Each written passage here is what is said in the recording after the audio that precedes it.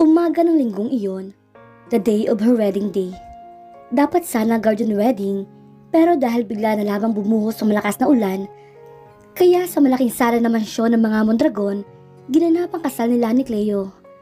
It had been 30 minutes mula na ikasal sila. Wala pa rin tigil ang ulan. Ang mga bisita, ang pamilya niya at si Clarissa na hanggang ngayon hindi pa rin makapaniwala na kay Cleo siya ikinasal, at ang mga magulang at lolo ng asawa niya, ang pari na nagkasal sa kanila at isang sakrista nito, pati na rin si Don Arnel Castillo at ang anak nitong lalaki na ngayon ay kausap ang kapatid niyang si Liam. Nakaharap na niya ang Don noong sinapak ng apo nito ang kapatid niya na muntik na ikabulag ng kapatid niya dahil nabasag ang salamin na suot nito. Sinagot ng Don ang lahat ng gastos at humingi ng tawad sa kanila kasama ang magulang noong sumuntok sa kapatid niya. Napapuntong hininga si Andrea habang nakatingin sa labas ng bintana. Makulimlim kahit alas 10 pa lamang ng umaga. Napakalakas ng ulan sa labas na parabang nagsasabing isa iyong babala. Ano ba naman yan? Ang lakas pa rin ng ulan, Andrea. Napalingon siya kay Clarissa na may hawak na baso at may lamang alak. Nakatanaw din ito sa labas. Sa tingin mo, babala kaya ng langit sa akin yan? Bigla itong lumingon sa kanya. Napaka-superstitious mo naman. Blessing yan, no? Biruin mo. Di lang ang buwan ang binagsak ng langit. Bagyo pa. O diba? Sang ka pa? Love na love ka ni Papa God. Dahil hindi lang super gwapo ng iyong papangasawa, kundi super yaman pa, friend. Natawan na lang si Andrea at napailing sa sinabi ng kaibigan. Wala naman itong alam, kaya hindi na lang niya pinatulan ang sinabi nito. Siguro, hanggang mawala siya ay kakalimutan na niya ang bahagi ng iyon ng buhay niya. Wala na dapat may makaalam pa nun maging ang pamilya niya dahil masasaktan lamang ang mga ito, lalo na ang tatay niya. Paniguradong, sisisihin ito ang sarili. Siguro naman magiging maayos din ang lahat kung susundin niya ang mga gusto ni Cleo. Total hindi naman mahirap na gawin iyon dahil mahal na niya ang kanyang asawa. Kung kailan pa ay hindi na niya alam, basta naramdaman na lamang niya na mahal na niya ito.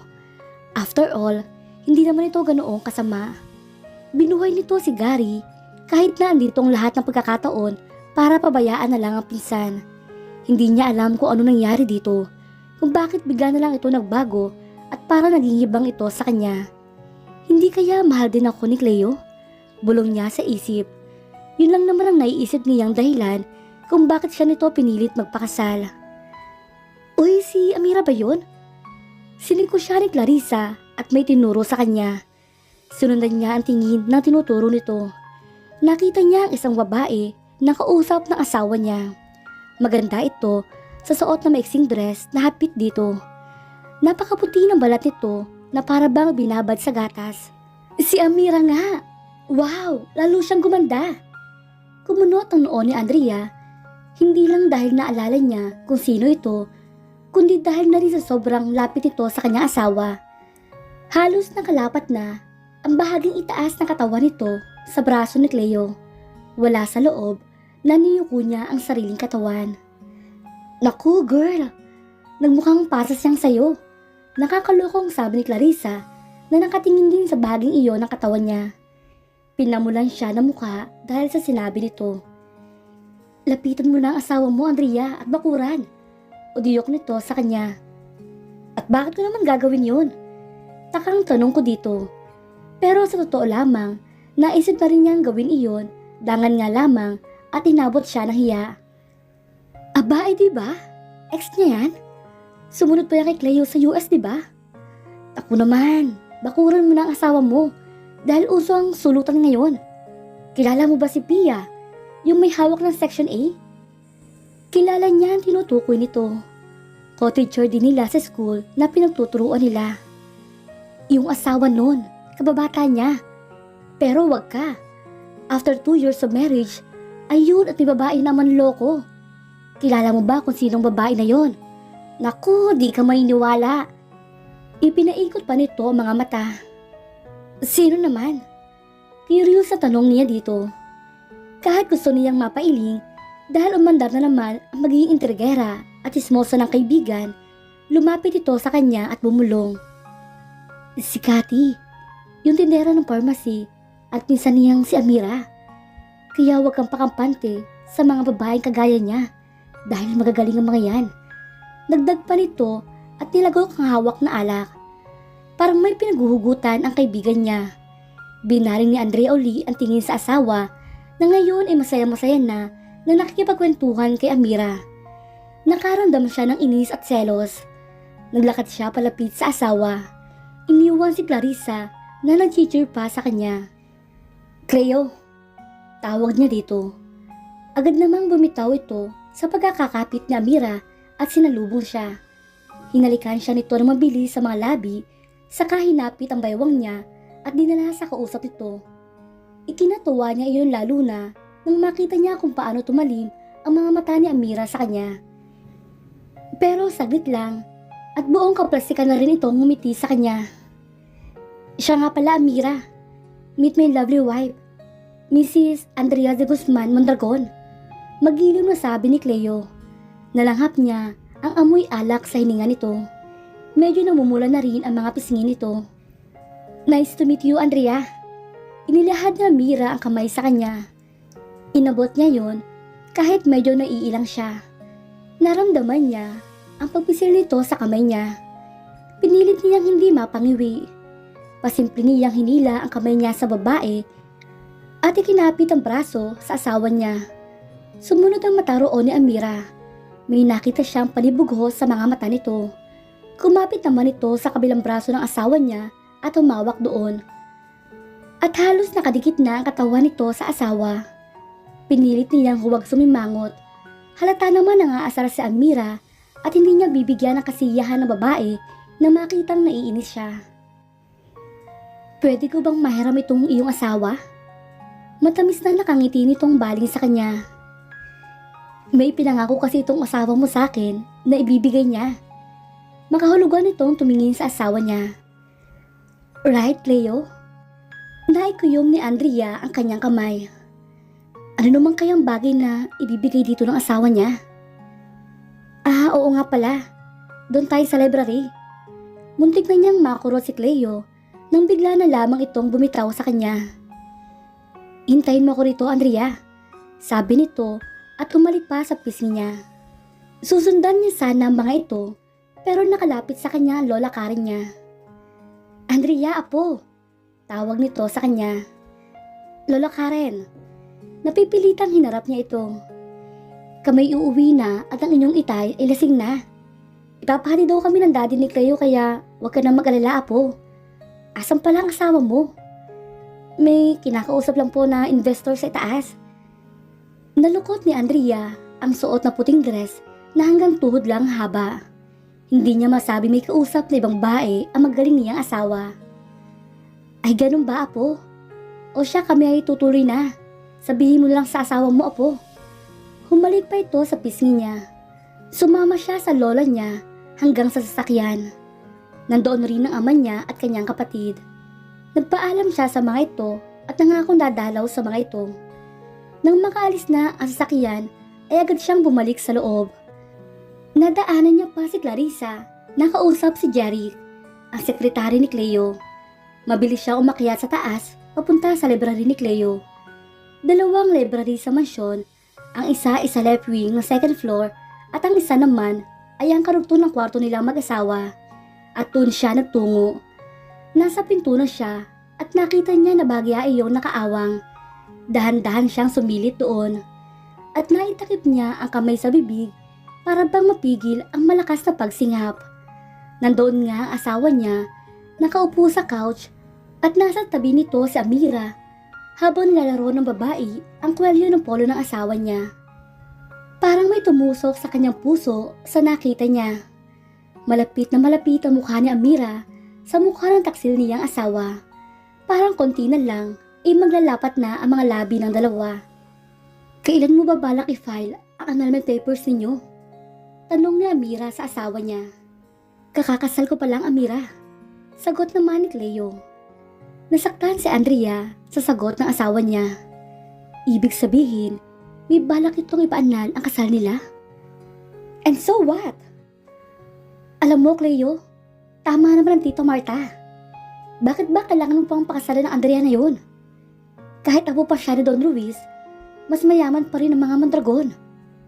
Nagulat si Andrea sa kanyang narinig. Siya? Apo na nasirang Don? Tumigil ka nga, Amira. Wika ng asawa niya at sinandal ang ulo sa couch. Totoo naman ah. Gasino lang bang 40% sure na makukuha mo sa Ruiz International kapalit ang pagpapakasal mo kay Andrea? Gayong wala pa yon sa 1/4 ng mamanahin mo sa dad at mami mo. Sana binabaya mo na lang yung kay Gary. Mas kailangan niya yon. Mawawala muna ako bago kong paubaya sa lalaking yon. Nagtatagis ang bagang na wika ni Cleo. Hindi na makayanan ni Andrea ang mga naririnig niya. Lumayo siya sa pinto. Nanginginig ang mga kamay na naglakad siya sa hallway. Kung ganun, apo siya ni Don Mojito Ruiz. Naalala niya ang mama niya ay Ruiz ang apelido. Pero hindi niya naman naisip noon na may koneksyon sila sa mga Ruiz. So kaya siya pinakasalan ni Cleo dahil isa siyang Ruiz at may makukuha itong mana mula sa lolo niya. Ibig sabihin, hindi siya talaga mahal nito gaya ng iniisip niya. Kundi may interes lang ito sa makukuha sa pagpapakasal sa kanya. At si Gary, alam ba ito niyon kaya nakipaglapit rin sa kanya? At ang usapan na mag-ina noon na narinig niya, totoo pala na may mamanahin siya. Hindi nga lang galing sa tatay niya, kundi galing pala sa lolo niya. Mga manloloko. Hindi niya namalayang nakapunta na siya sa malaking pool na mansyon. Makulimlim pa, pero humina na ulan. Tumingala si Andrea at tumalo ulan sa mga luha niya. Napahikbi siya. Ngayon alam na niya ang pakiramdam na nagmahal, umasa at nasaktan. Napaka-inosente niya para isiping may pagmamahal sa kanya si Cleo.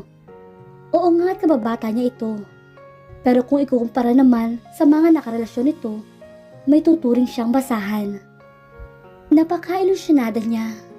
Napakahibang niya. Dapat kasi natili lang siyang galit dito. Dapat kasi hindi na lang bumilis ang tibok ng puso niya para sa asawa. Ngayon, heto na pala niya. Siguro kung hindi niya na-realize na mahal niya ito, hindi ganitong kasakit ang mararamdaman niya. Andrea? Natigilan siya sa boses na tumawag sa kanya at nilingon niya ito. Tumalim ang mga mata niya na tinitigan ng lalaking basang-basa ng ulan at hirap na lumakad papalapit sa kanya. Anong ginagawa mo dito? Nakatiimbagang na tanong niya dito. Isa pa ito.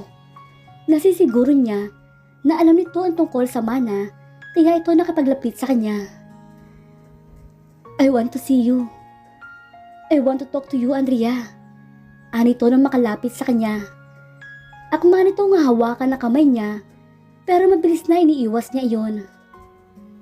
Babe, wika nito na tila nasaktan sa ginawa niyang pag-iwas dito. Anong sasabihin mo sa akin? Sarkastikong tanong niya dito. Sumama ka sa akin, Andrea. Pagak siyang tumawa kahit walang tigil ang pag-agos ng luha niya. Kasal na ako kay Cleo. Sa kanya nang pupunta ang mana. Patuyang sabi niya dito. Bumukas ang pagkabigla sa mukha ni Gary. So, alam mo na pala. Naging blanko ang mukha nito. Oo. Wala akong pakialam sa mana, Andrea. Nagyuko ito ng ulo. Oo, aaminin ko nung una. Yun ang dahilan kung bakit nakapaglapit ako sa'yo. Pero nung makilala kita, nung mga panahon na napalapit ako sa'yo, totoong minahal kita. Tumingin ito sa mga mata niya. Hindi niya alam kung nang sasabi ito ng totoo o hindi. Pero may nagbabago pa ba kung nang sasabi man ito ng totoo sa kanya? Kasal na siya. May asawa na siya. At may mahal na siyang iba. Lalo siyang napaiyak. Niyakap siya ni Gary. Sumama ka na sa akin, Andrea. Bulong nito sa kanya. Hindi na pwede. Dahil mahal ko ng pinsan mo, kahit hindi niya ako mahal. Mag-asawa na kami, Gary. Sa mata ng Diyos at ng mga tao, asawa na ako ni Cleo. Humiwalay ito sa kanya at hinawakan ang mukha niya. Lumayo tayo, Andrea. Desperadong sabi nito. Pumunta tayo sa ibang bansa. Doon sa walang makakilala sa atin. Kumalas siya dito at umiling. Hindi pwede. At hindi na niya natapos ang sasabihin dahil sinakop ni Gary ang labi niya. Wala na siyang lakas para tumutol kaya pinabayaan niya ito. Napaiyak si Andrea habang hinahalikan ni Gary. Dahil sa halik nito, mas lalo niyang na-realize na mas mahal niya si Cleo kaysa sa dating nobyo. Bumitaw ito sa kanya. Hindi, sabi nito na tila nangihina. You can't love him, Andrea. Bulong nito na tila sa sarili lamang sinasabi iyon. I'm sorry, Gary. Siguro nga minahal siya ni Gary. Pero huli na ang lahat dahil may mahal na siyang iba at kasal na siya. Kahit ang sakit isiping, ang taong mahal niya ay hindi naman siya mahal. Kaya siguro, hindi na niya magawang magalit dito dahil kahit papaano, may bagay na magkakapareho sila. Nagmamahal sila ng taong hindi sila mahal. Tumalikod na si Andrea kay Gary na tila nangihina at pumasok na sa loob ng mansyon. Naikuyom naman ni Cleo ang kanyang kamao. Gusto niyang sugudin ng dalawa pero nagpigil siya. Hindi niya hayaang makita siya ng pinsan niya na nasasaktan. Kahit gustong-gusto na niyang basagin ang salamin ng bintana at talunin ng pinsan para saktan nang halikan nito si Andrea. Ang sweet naman. Napalingon siya kay Amira na nakatanaw din sa asawa niya at kay Gary. Uminom ito ng alak na hawak nito. 2 taong nagmamahalan na pinaghiwalay ng isang obses at ibang na lalaki at binalingan ni Cleo ito at hinawakan sa mukha. Napasandal ito sa dingding. Napaaray ito pero pilit pa rin umingiti na nakakaloko. Binitawan niya ito. Muntik na itong matumba kung hindi pa ito napahawak sa kabinet na malapit dito. Wala kang karapatan na husgahan ako. Gigil na saad niya kay Amira. Tumawa lang ito na nakakaloko. Isa akong psychiatrist, Cleo. Tumalim ang tingin niya dito. And you are my patient. Pinaglaruan nito ang tainga niya. Tinabig niya ang kamay nito. Kawawang Andrea. Pinaglalaroan mo lamang siya at gagamitin. Iiling-iling pa na sabi ni Amira. Nagtagis naman ang mga bagang ni Cleo. Pero para hindi mangyari yun, pwede akong pumalit na magpapaligaya sa'yo, Cleo. Kaya kong sabayan kung paano ka sa kwarto. Tinawanan niya lang ito. Hindi mo pa ako kilala, Amira. Tumalikod siya rito at naupo sa upuan. Inabot niya ang bote ng alak at nagsalin sa baso. I don't need you. Patuyang sabi niya dito. Galit na lumapit si Amira sa kanya at hinampas ang 2 kamay sa lamesa. Hindi mo marerendahan ang pagiging masamang tao, Cleo. Tumigil ka, Amira. O baka naman gusto mong sa'yo ko ipakita kung gaano ko kasama. At baka ngayon pa lang ay mawala ka na. Gigil na sabi ni Cleo dito. Natigilan naman si Amira at halatang natakot. Umalis ka na ngayon din, Amira. Naginginig na muling tinitigan siya nito bago padabog na umalis. Nilagok niya uli ang alak na nasa lamesa. Hindi pa rin mawala sa isip niya ang nasaksihan sa pagitan ng asawa niya at ni Gary. Paano kukumprontahin ni Cleo si Andrea sa tagpong nasaksihan nito sa pagitan ng asawa at ni Gary? At dito na po nagtatapos ang kabanata ng ating kwento. Please like, share, subscribe for more updates. Maraming salamat po.